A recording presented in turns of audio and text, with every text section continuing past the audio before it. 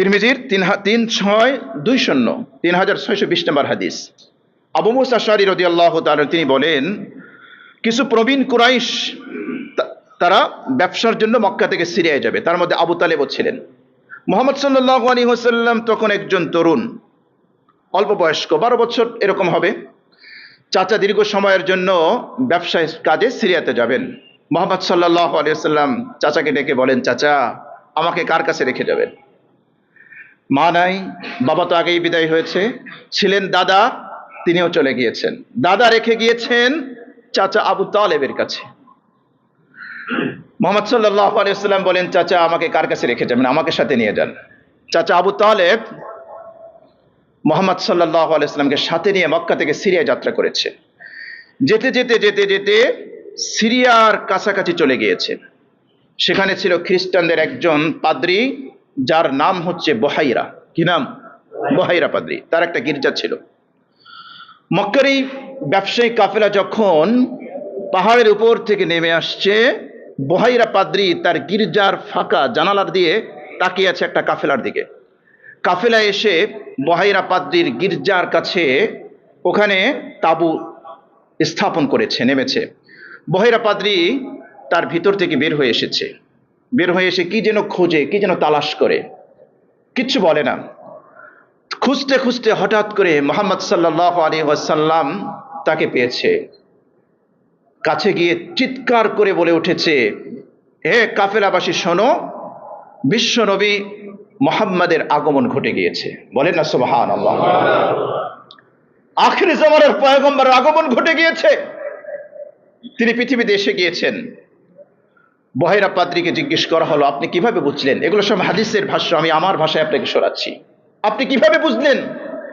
Bahira পাদ্রী বলে, আপনারা যখন পাহাড়ের উপর থেকে নেমে আসছিলেন, আমি তাকিয়ে দেখতে পাচ্ছিলাম পাহাড়ের প্রত্যেকটা বৃক্ষ, প্রত্যেকটা পাথর কণা একটা বালকের পায়ে সিজদায় লুটিয়ে পড়তেছিল।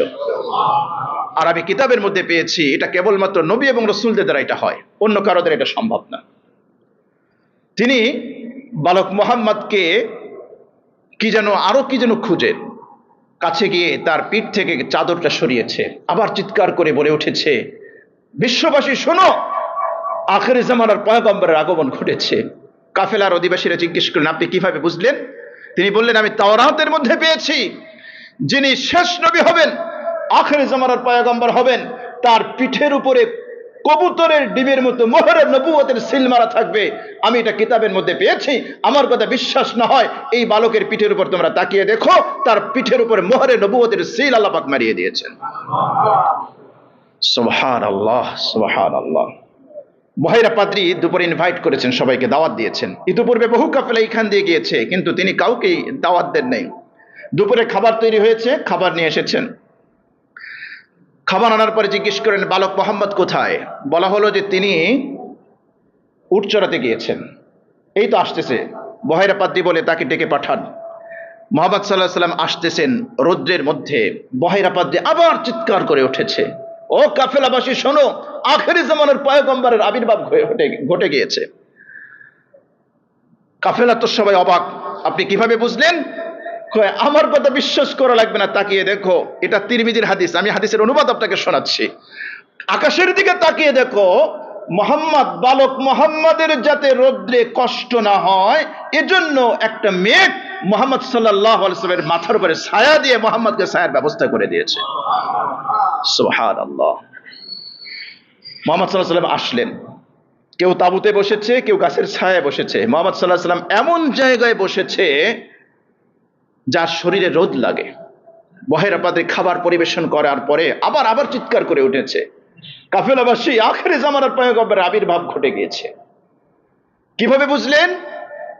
দেখো, তাকিয়ে দেখো, মুহাম্মদ সাল্লাল্লাহু আলাইহি ওয়াসাল্লাম যেই জায়গায় ছিলেন সেইখানে ছায়া ছিল না, কিন্তু মুহাম্মাদের গায়ে যাতে রোদ না লাগে, কষ্ট না হয়, গাছের ডাল বৃক্ষ ঝুঁকে এসে মুহাম্মদ সাল্লাল্লাহু আলাইহি ওয়াসাল্লামের উপর ছায়ার ব্যবস্থা করে দিয়েছে।